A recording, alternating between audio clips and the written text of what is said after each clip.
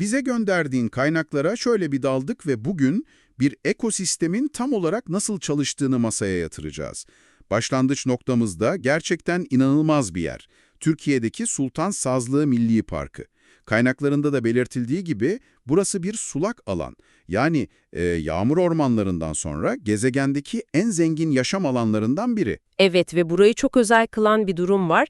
Genelde bir yerde ya tatlı su olur ya tuzlu su değil mi? Tabii. Sultan Sazlığı'nda ikisi bir arada.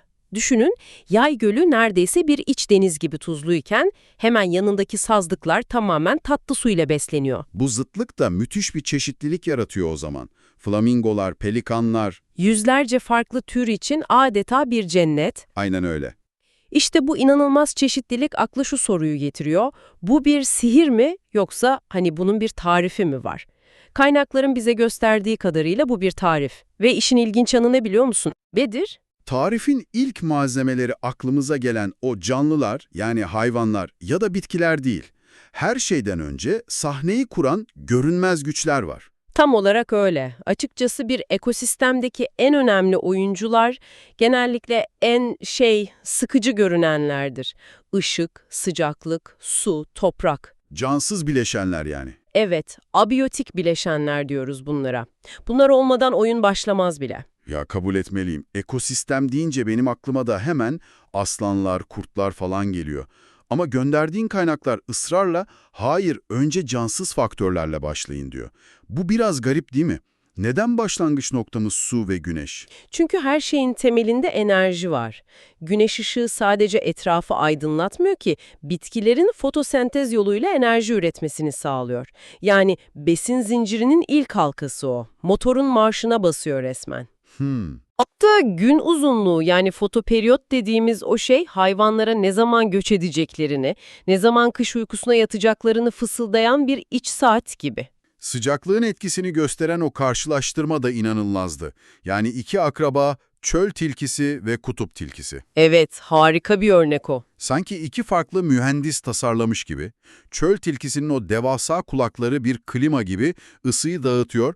Kutup tilkisinin ise minicik kulakları var, ısıyı içeride tutmak için. Çevre canlıyı nasıl şekillendiriyor, müthiş bir kanıtı. Kesinlikle. Ve tabii ki su. Hayatın şifresi. Bir yerin ne kadar canlı olacağını oradaki su miktarı belirliyor.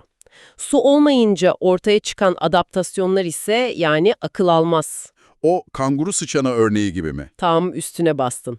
Kanguru sıçanı diye bir canlı var. Bütün hayatını bir damla bile su içmeden geçirebiliyor. Bir damla bile mi? Nasıl oluyor o? Sadece yediği kuru tohumlardan metabolik olarak kendi suyunu üretiyor. Sanki doğanın en verimli su arıtma tesisine sahip gibi bir şey bu. Tamam, anladım. Sahne kuruldu, ışık yerinde, sıcaklık ayarlandı, su ve toprak hazır. O zaman şimdi bu sahnedeki oyunculara, yani karakterlere geçebiliriz. Kaynaklar bunları 3 temel role ayırıyor. Evet, şimdi canlı yani biyotik faktörlere geldik. İlk ve en temel rol üreticiler.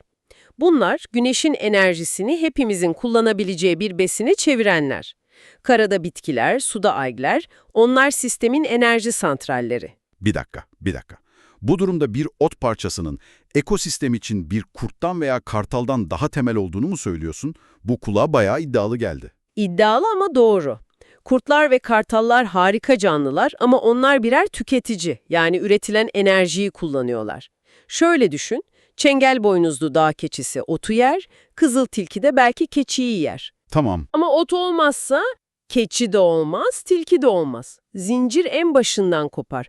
Bu yüzden o basit ot parçası tüm sistemin temel taşıdır. ve geldik 3. role. Sanırım en az görünen ama en gizemli olanlar bunlar. Ayrıştırıcılar. İşte burası işin gerçekten derinleştiği yer. Ayrıştırıcılar, yani mantarlar ve bakteriler, ekosistemin görünmez geri dönüşüm motorlarıdır.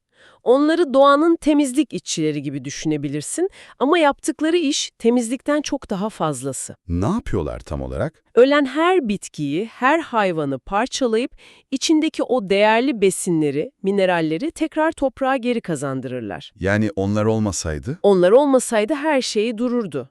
Bütün ormanlar, göller, hepsi ölü organizmaların birikip kaldığı birer müzeye dönerdi.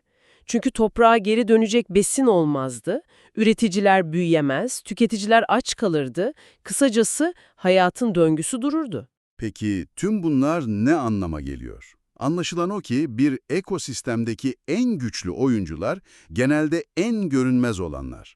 Aslanlar veya köpek balıkları değil, toprağın altındaki o mantarlar ve bakteriler. Onlar olmadan bildiğimiz dünya sadece ölülerin biriktiği, yenilenmenin olmadığı statik bir yer olurdu. Kaynakların bize gösterdiği de tam olarak bu kusursuz denge. Bu da bizi düşünmeye iten önemli bir soruya getiriyor aslında. Tüm bu parçaların yani güneş ışığından en küçük bakteriye kadar ne kadar iç içe geçtiğini ve birbirine bağımlı olduğunu düşününce senin en yakından tanıdığın bir ekosistemdeki en hassas, en kırılgan halka sence ne? O tek bir halkayı yerinden oynatsan tüm sistem sence nasıl etkilenirdi?